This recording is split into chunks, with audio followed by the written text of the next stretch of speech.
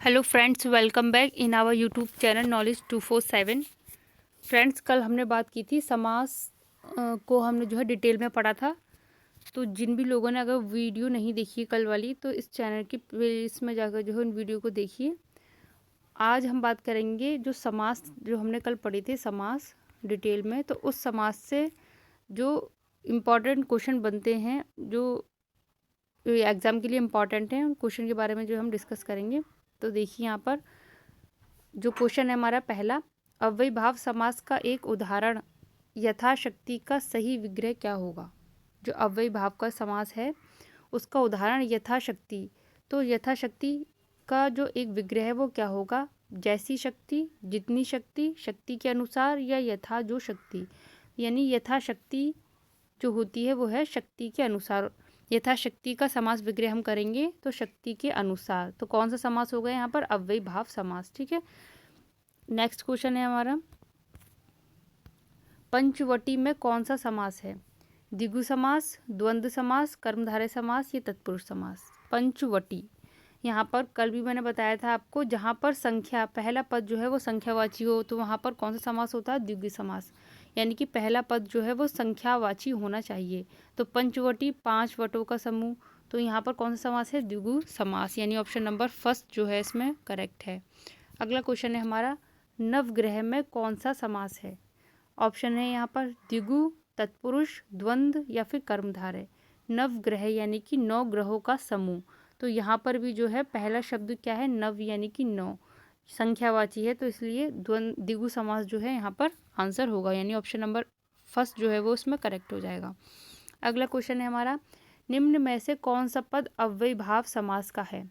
Option है यहाँ पे ग्रहगत, आचार कुशल, प्रतिदिन या फिर कुमारी। तो जो अव्ययीभाव समास है उसका जो उदाहरण है या एग्जाम्पल होगा वो है प्रतिदिन। प्रतिदिन जो है वो अव्ययीभाव समास है, यानी ऑप्शन नंबर थर्ड जो है वो उसमें करेक्ट हो जाएगा। अगला क्वेश्चन है हमारा, युधिष्ठिर में कौन सा समास है।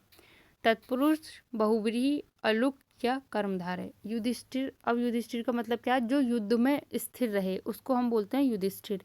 यानी कि यहाँ पर तीसरा पद की प्रधानता हो रही है, और जहाँ पर तीसरे पद की प्रधानता हो वहाँ पर बहुव्रीहि समास होता है। यानी इसमें जो आंसर है वो है बहुव्रीहि समास, ऑप्शन नंबर सेकंड जो है इसमें करेक्ट हो जाएगा।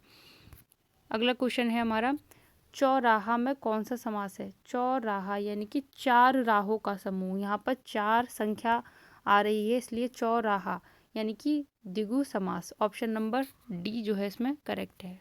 अगला क्वेश्चन है हमारा, लंबोदर में कौन सा समास है। लंबोदर यानी कि लंबा है जिसका उदर, ठीक है, यानी कि अर्थात बहुव्रीहि समास। यहाँ पर कौन सा समास है, बहुव्रीहि समास, यानी कि लंबा है जिसका उदर अर्थात गणेश जी।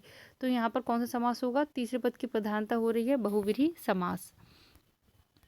कल वाली वीडियो अगर जिन भी लोगों ने देखी होगी तो वो जो है इसको जो है अच्छे से कर पा रहे होंगे। अगला क्वेश्चन है हमारा, जिस समास में उत्तर पद प्रधान होने के साथ ही साथ पूर्व तथा उत्तर पद में विशेषण और विशेष्य, जिस समास में विशेषण और विशेष्य का बोध होता है तो वहाँ पर कौन सा समास होता है। जिस समास में विशेषण और विशेष्य हो वहाँ पर कर्मधारय समास होता है, यानी कि ऑप्शन नंबर बी जो है इसमें करेक्ट हो जाएगा, कर्मधारय समास। नेक्स्ट है हमारा, निम्न में कौन सा पद अव्ययीभाव समास है। यहाँ पर अव्ययीभाव समास का कौन सा पद है, उदाहरण है ग्रहागत, आचार कुशल, प्रतिदिन या कुमारी। तो यहाँ पर कौन सा है, प्रतिदिन जो है वो अव्ययीभाव समास का उदाहरण है। अगला क्वेश्चन है हमारा, पीताम्बर में कौन सा समास होगा। पीताम्बर यानी कि पीला है जिसका अंबर, ठीक है, तो पीला यहाँ पर पहला शब्द जो है विशेषण है और दूसरा विशेष्य। तो यहाँ पर विशेषण और विशेष्य का जो जहाँ पर होगा वहाँ पर कौन सा समास होता है, वहाँ पर कर्मधारय समास होता है, यानी कि ऑप्शन नंबर जो सी है वो इसमें करेक्ट हो जाएगा, पीताम्बर में कर्मधारय समास होगा। अगला क्वेश्चन है हमारा, गौशाला। गौशाला में कौन सा समास है। गौशाला को अगर हम समास विग्रह करेंगे तो गायों के लिए शाला, यानी कि जहाँ पर विभक्ति का रूप, जहाँ पर विभक्ति आए वहाँ पर कौन सा समास होता है, वहाँ पर तत्पुरुष समास होता है, यानी कि तत्पुरुष समास में विभक्ति लगी होती है, यानी कि गौशाला में कौन सा समास होगा, तत्पुरुष समास होगा। नेक्स्ट है हमारा, कन्यादान में कौन सा समास है, यानी कि कन्या का दान।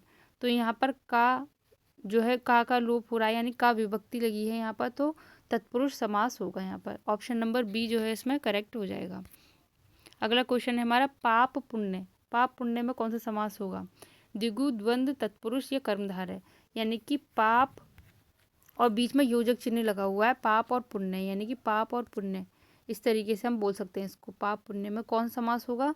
तो द्वंद्व समास जो है जिसमें योजक चिन्ह लगा होता है वो द्वंद्व समास होता है। तो यानी कि यहाँ पर जो है द्वंद्व समास होगा पाप और पुण्य में। अगला क्वेश्चन है हमारा आजन्म शब्द जो है वो किस समास का उदाहरण है? आजन्म, अव्ययीभाव, तत्पुरुष, द्वंद्व या फिर द्विगु। तो आजन्म जो है वो अव्ययीभाव समास का उदाहरण है। अव्ययीभाव जो है यहाँ पर आ जाएगा आंसर। तो ये थे आज के हमारे समास से रिलेटेड जो है ऑब्जेक्टिव क्वेश्चन। इन्हीं क्वेश्चन में से ही जो है एग्जाम में पूछ लिए जाते हैं क्वेश्चन कि आजन्म में कौन सा समास है या फिर चौराहा में कौन सा समास है, इस तरीके से। तो पहले आप जो है डिटेल में जो मैंने पढ़ाया वो वीडियो देखिए, उसके बाद में जो है ये वीडियो देखिए, आपका जो समास जो है टॉपिक वो क्लियर हो जाएगा अच्छे से। फ्रेंड्स, ज़्यादा से ज़्यादा वीडियो को लाइक, शेयर एंड सब्सक्राइब कीजिए। Thank you.